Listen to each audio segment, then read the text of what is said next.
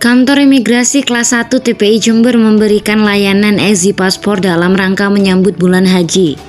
Layanan ini diberikan untuk mempermudah calon jamaah haji, khususnya bagi calon jamaah yang belum mempunyai paspor dan calon jamaah yang sudah lanjut usia.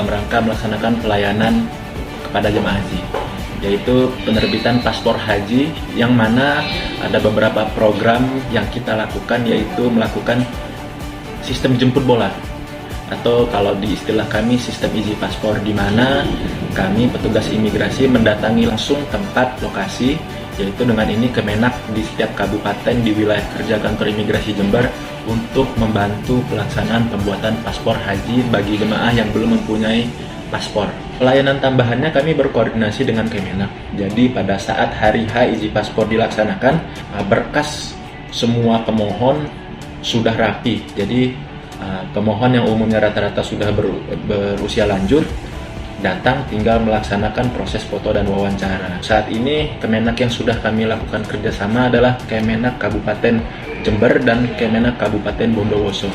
Dan perlu diingat juga, kantor imigrasi Jember ini membawahi 4 kabupaten, yaitu Jember, Situbondo, Bondowoso, dan Banyuwangi. Untuk Situbondo dan Banyuwangi, kami sedang berkoordinasi lebih lanjut untuk membahas bagaimana teknis pelaksanaan pembuatan paspor bagi jamaah haji. Dari Jember News Indo, Devi melaporkan.